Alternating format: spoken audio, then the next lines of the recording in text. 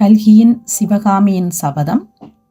போன அத்தியாயத்தில் சிவிகையில் வீற்றிருந்த இளம்பெண்ணும் அப்பெரியவரும் யாரென கண்டுகொண்ட பரஞ்சோதி தன் மனதில் அவள்தான் சிவகாமி அம்மையாக இருக்க வேண்டுமென்றும் அப்பெரியவர் ஆயனராயிருக்க வேண்டுமென்றும் எண்ணிக்கொண்டான். நித்திராதேவி அவனை தழுவவே சுமைதாங்கி கல்லின் மீது அவன் தூங்கிவிட்டான். வாருங்கள், அடுத்த அத்தியாயத்தில் என்ன நடக்கிறது என்று பார்ப்போம். அத்தியாயம் 3. கடவுள் காப்பாற்றினார். மின்னல் மின்னுகிற நேரத்தில் மத யானையின் மீது ஓர் இளம்பிள்ளை வேலை எறிந்ததையும் யானை திருப்பி அவனை துரத்திச் சென்றதையும் சிவிகையிலிருந்த பெரியவரும் இளம்பெண்ணும் பார்த்து கொண்டிருந்தார்கள். அந்த வாலிபனின் தீரமும் துணிச்சலும் அவர்களுக்கு பெரும் வியப்பை உண்டு பண்ணின. அந்த பிள்ளைக்கு அபாயம் நேராமல் இருக்க வேண்டுமே என்று அவர்களுடைய உள்ளங்கள் துடித்தன. அவனுக்கு என்ன நேர்ந்தது என்று தெரிந்து கொள்ளும் ஆவலினால் சிவிகைக்குள்ளிருந்து பரபரப்புடன் வெளியே வந்தார்கள். அந்த சமயம் அவ்விசாலமான வீதி சன சூனியமாக காணப்பட்டது.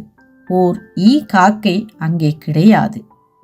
பல்லக்கிலிருந்து இறங்கிய மனிதர் அந்த இளம்பெண்ணின் முதுகில் கையை வைத்து அணைத்து கொண்டு அன்பு கனிந்த குரலில், பயமாயிருக்கிறதா சிவகாமி என்று கேட்டார்.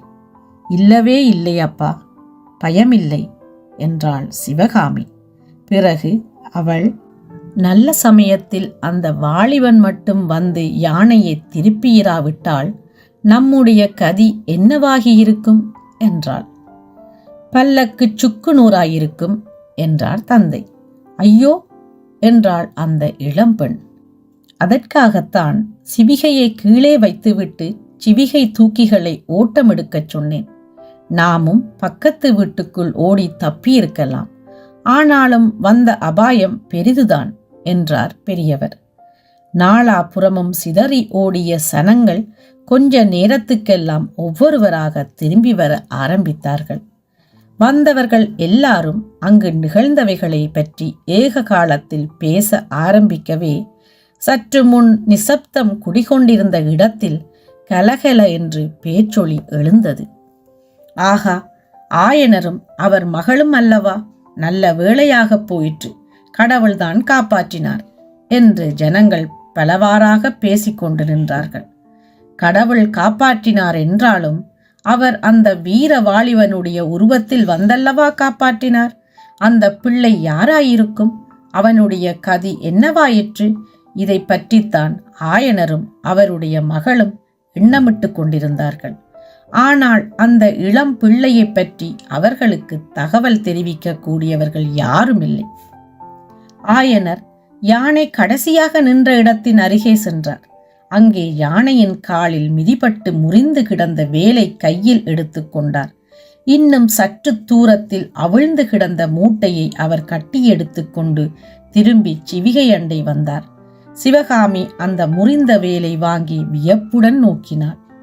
ஆயனர், சிவகாமி, இங்கே வீணாக நின்று கொண்டிருப்பதில் பயனில்லை, நாம் போகலாம், எல்லா விவரங்களும் தானே நாளைக்கு வந்து சேர்ந்துவிடும் என்றார். தந்தையும் மகளும் சிவிகைக்குள் ஏற உத்தேசித்த சமயத்தில் சற்று தூரத்தில் குதிரைகள் அதிவேகமாக வரும் சப்தம் கேட்டு தயங்கி நின்றார்கள். நிலா வெளிச்சத்தில் முன்னால் 2 வெண் புறவிகள் பாய்ந்து வருவதும் பின்னால் 5-6 குதிரைகள் தொடர்ந்து வருவதும் தெரிந்தன. முன்னால் வந்த குதிரைகளில் 2 கம்பீர புருஷர்கள் ஏறி வந்தார்கள்.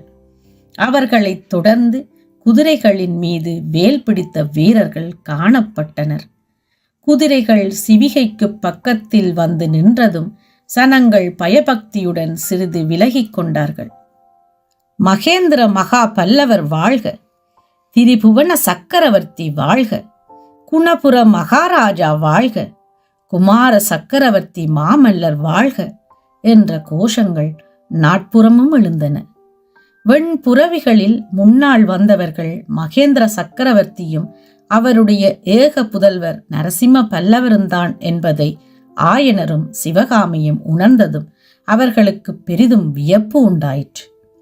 சிவகாமி ஆயனருக்கு பின்னால் ஒதுங்கி நாணத்துடன் நின்றாள். அவளுடைய விசாலமான கரிய கண்கள் மகேந்திர சக்கரவர்த்திக்கு பின்னால் குதிரை மீது வீற்றிருந்த குமார சக்கரவர்த்தியை நோக்கின. மகேந்திர சக்கரவர்த்தி ஆயனரை பார்த்து, ஆயனரே, இது என்ன? நான் கேள்விப்பட்டது விபரீதமாக அல்லவா இருக்கிறது என்று சொல்லிக்கொண்டே குதிரை மீதிருந்து இறங்கினார். ஏகாம்பரர் அருளால் அபாயம் ஒன்றும் நேரவில்லை பிரபு என்றார் ஆயனர்.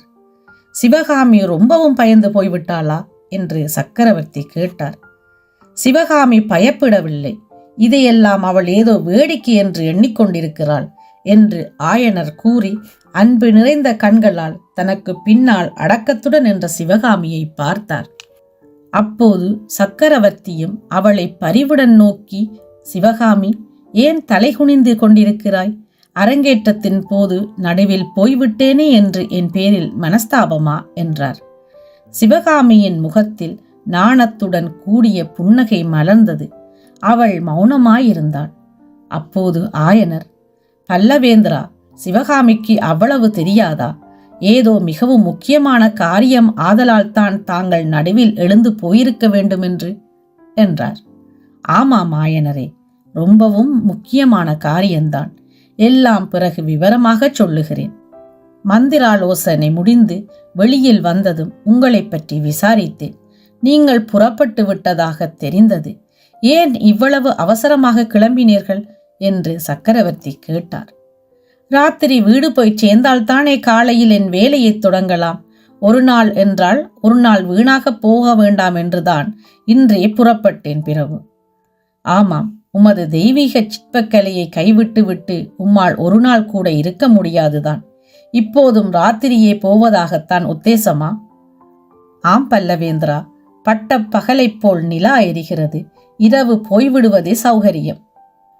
இந்த வெண்ணிலாவை பார்த்தால் எனக்கு கூட உம்முடன் வரவேண்டும் என்று தோன்றுகிறது. ஆனால் அது முடியாத காரியம். நாளை அல்லது மறுநாள் வருகிறேன் என்று கூறி சக்கரவர்த்தி திரும்பி பார்த்தார்.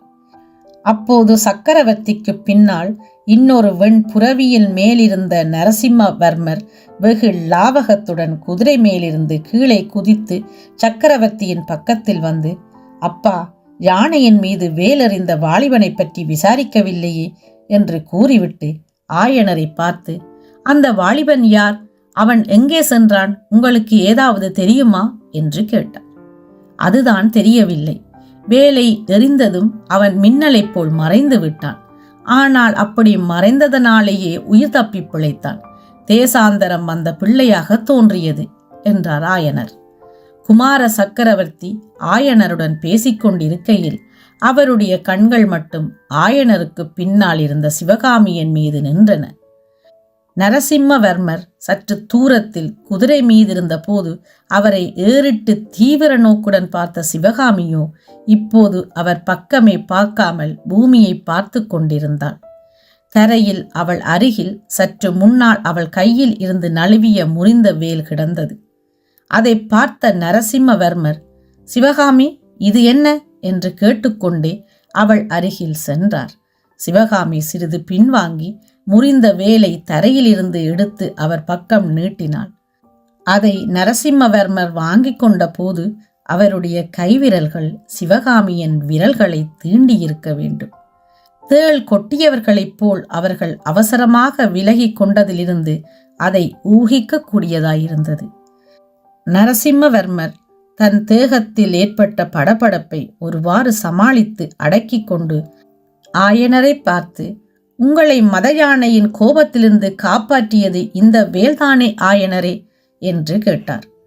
ஆமாம் பல்லவகுமாரா என்று ஆயனர் மேலும் ஏதோ சொல்லுவதற்குள் மாமல்லர் தந்தையை பார்த்து, அப்பா, இந்த வேலுக்கு உரியவனை கட்டாயம் கண்டுபிடிக்க வேண்டும்.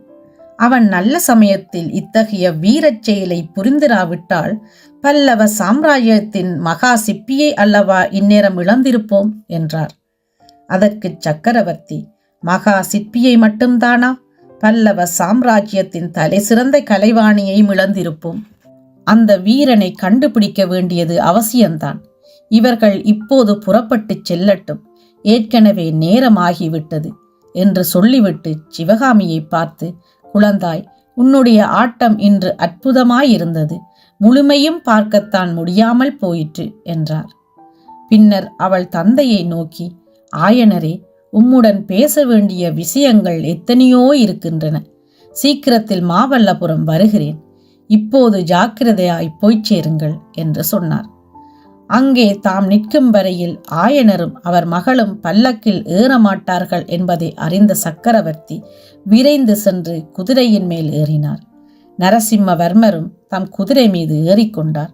குதிரைகள் புறப்படும் முன் மகேந்திர பல்லவர் தமக்கு பின்னால் நின்ற வீரர்களில் ஒருவனை சைகையினால் கூப்பிட்டு, அயலூரில் இருந்து புதிதாக வந்த இளைஞன் யாராயிருந்தாலும் இன்றிரவு அவனை பிடித்து வைத்திருந்து நாளைக்கு அரண்மனைக்கு அழைத்து வர வேண்டும். நகர்காப்பு தலைவனுக்கு இந்த கட்டளையை உடனே தெரியப்படுத்து என்று கட்டளையிட்டார். சக்கரவர்த்தியும் குமாரரும் அங்கிருந்து போனதும் ஆயனரும் சிவகாமியும் தங்கள் சிவிகையில் அமர்ந்தார்கள். காவலர் புடைசூழ சிவிகை காஞ்சி கோட்டையின் கீழ்வாசலை நோக்கி சென்றது.